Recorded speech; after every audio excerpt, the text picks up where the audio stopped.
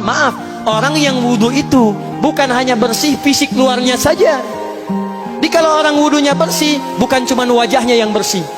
Kalau wudhunya benar, bukan kotoran di tangan saja yang hilang, tapi mohon maaf, fisik dalamnya itu ikut suci. Fungsi tangannya jadi bersih, fungsi wajahnya jadi bagus, fungsi lisannya jadi bagus.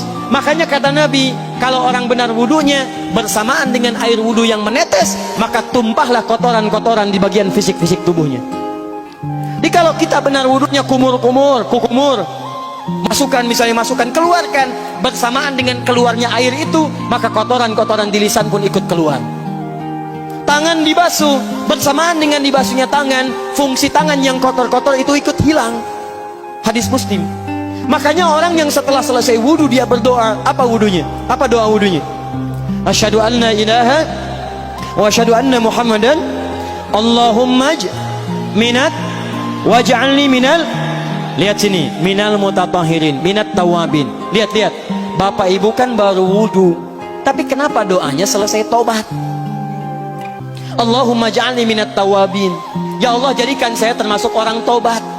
Kita kan baru wudhu, kenapa doanya baru selesai tobat? Sedangkan tobat itu mengakui kesalahan, menyesali kesalahan, dan berjanji meninggalkan yang salah, mengganti dengan yang baik-baik. Makanya kalau orang wudhunya benar itu, begitu dia kumur-kumur, dia ingat kesalahan apa yang dikerjakan oleh lisan ini. Jadi begitu kemudian ditumpahkan airnya, hilang kotorannya. Maaf, yang suka mencela wudhu, selesai wudhu tidak akan mencela lagi karena tobat dari celaan. Makanya kalau wudhu Anda benar, coba ingat-ingat, siapa korban dari lisan Anda yang tajam itu?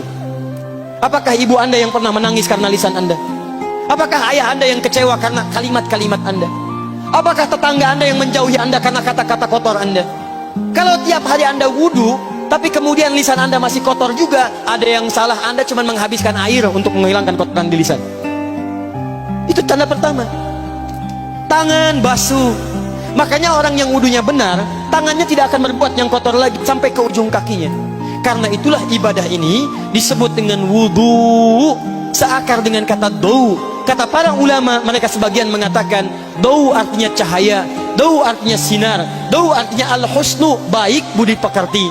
Kalau orang benar wudhunya, bertambah sinar di tangannya, sinar di wajahnya, sinar di lisannya. Apa sinar itu? Di dunia sinar-sinar amaliyah kebaikan, sifat-sifat baik, di akhirat pancaran-pancaran kemuliaan.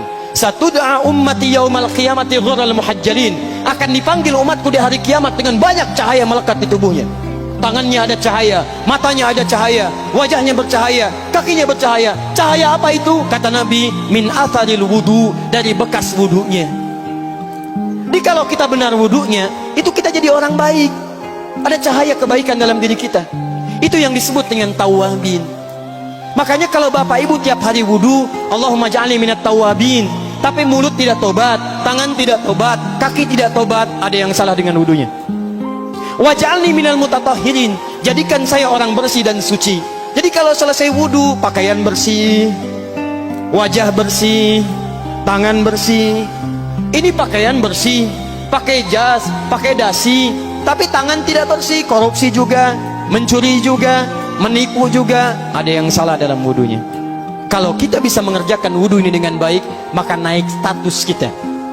Disebut sebagai, langsung oleh Al-Quran, disebut hamba yang dicintai oleh Allah Subhanahu wa ta'ala. Quran surah kedua Al-Baqarah ayat 222. Saya tutup.